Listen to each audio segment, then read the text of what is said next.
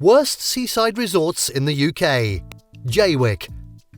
We're now giving more attention to Jaywick. If you're a regular with this channel, you would have seen our videos about the worst seaside towns in England and the worst seaside resorts in the United Kingdom. We deliberately left out Jaywick because it couldn't compare with any of the worsts. Now that we're ready to tell you what exactly the town stands for, we've decided to let you know what living in or visiting Jaywick means, why it's so poor, and how it's rated. For the sake of lack of enough time and space, we can't tell all that in a video. Thus, this video is devoted to the discussion of Jaywick as one of the worst seaside resorts in the UK. A seaside resort with a purpose. A tourism reporter once visited with the belief that he was visiting a seaside resort only to be disappointed at what he saw. He found an empty beach with no other tourists. Only 2 shops were open. Gone are crowds of sunbathers, the chips being coveted by seagulls, and the children usually begging for ice cream. All he could see were a few dog walkers. That is not an uncommon scene in the village, and the reporter tourist should not be surprised. Jaywick was meant to be a seaside resort for Londoners back in the late 1920s and 1930s, before the Second World War. A businessman, Frank Stedman, conceived the idea of creating a holiday village that would be affordable for working-class people in London. That's how the town Jaywick became a seaside resort and a popular holiday destination throughout that decade. Even in recent decades, Londoners who wanted to avoid the crowds in Brighton on a summer have made Jaywick a good alternative because of its pier, plenty of chip shacks, a lot of fish, and requisite arcades. But that was Jaywick in its days of grace, but it is now a shadow of its past. Is it that bad? If you have seen the plights of other seaside towns considered worse, such as Margate, Kent, Lowestoft, Suffolk, Worthing, West Sussex, Blackpool, Hartlepool, Skegness and Dover, you would see 1 or 2 appalling and pitiable conditions there.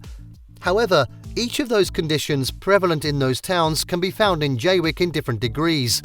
That alone explains why the area often gets a bad rep and press.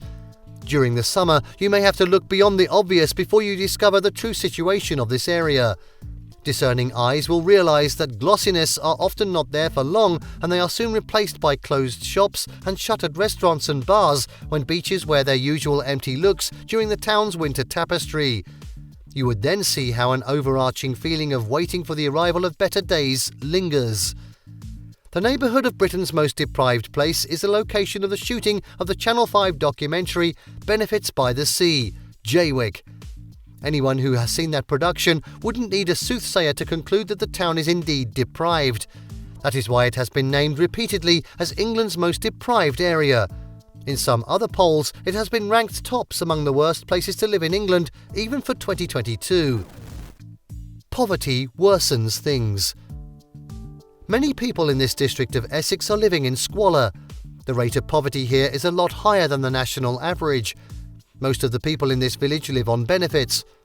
According to recent data that some of the rankings just mentioned are based on, 57% of residents in Jaywick are in income deprivation, as determined by the income domain in the latest IMD.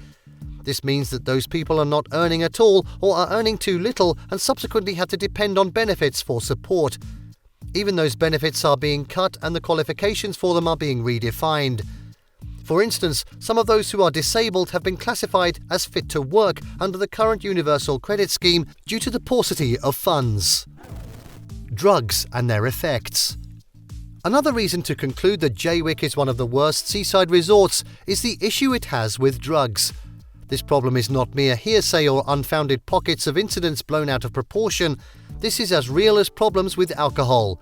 The exploits of drug barons in the village are well documented. The Tow Village's problem with alcohol is also pronounced through the media is being accused of over-reporting cases of drug and alcohol addiction. Yet, at any given time you drive through the town, you'd see people who have been badly injured by their addiction to drugs such as heroin. The situation of these drug addicts and alcoholics is pitiable. While their action is by no means excusable, they seem to have been trapped into these hooks from which they can't escape. Their town, Jaywick, has become a trap. Drug dealers from other parts of England are travelling hundreds of miles to this town to target vulnerable residents, and since these people are jobless and poor, they have to busy themselves with crimes. To embolden them and facilitate their criminal activities, they take to drugs and alcohol. The living conditions of many people in Jaywick are seriously poor, such as people have to go for weeks without necessities. Many don't have electricity and heating in their homes. They only get by with food. Inadequate housing causing pain. The people in Jaywick are also trapped in bad housing situations, and they are often the most vulnerable. When Fabian property developer Frank Stedman built what he planned as holiday homes in 1928, he marketed them as chalets. They were not meant to be permanent residences. They were places where workers were meant to be accommodated in the town that was being developed as a seaside resort. Therefore, the houses were not built with high standards. Of course, that was not a bad practice then, since this town was more or less a camp filled with temporary accommodations. One of the residents even said that his father bought the house and that he is now living off-plan at an exhibition in London in those days. Unfortunately, the war forced many of the owners who had lost their homes to convert their temporary homes in Jaywick to permanent residences. People now live their normal life in their two-bedroom bungalows.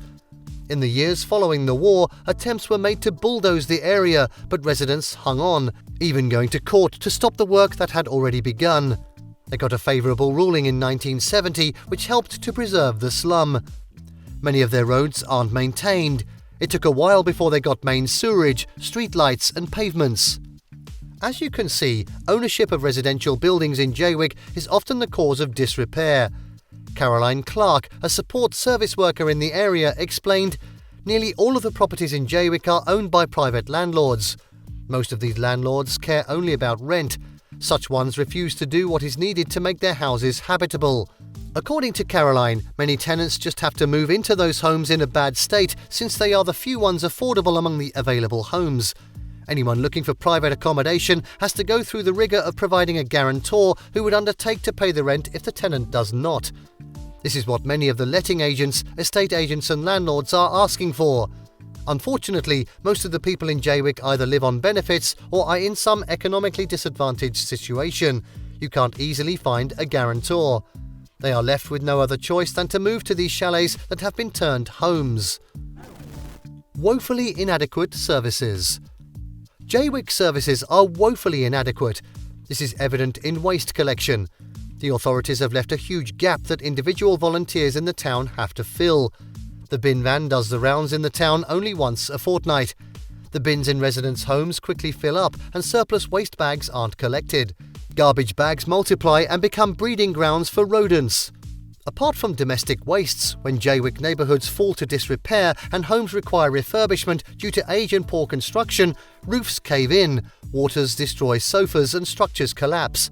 Since there is no organised pickup for these, they become garbage. Not to be forever neglected. The bosses of Essex County Council overseeing Jaywick are looking to upcoming projects that'll benefit everyone in the town. Among these is a new asphalt cycle track along a section, off-grid lighting columns powered by wind and solar to improve visibility safety, and some stabilisation works to prevent sand from blowing onto the planned cycle track and drainage improvements.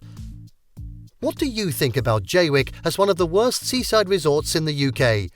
Your thoughts count, please. Kindly let's have it here. Thank you for watching this video. Please don't forget to subscribe, comment and turn on the notification bell. This is Learning Canteen.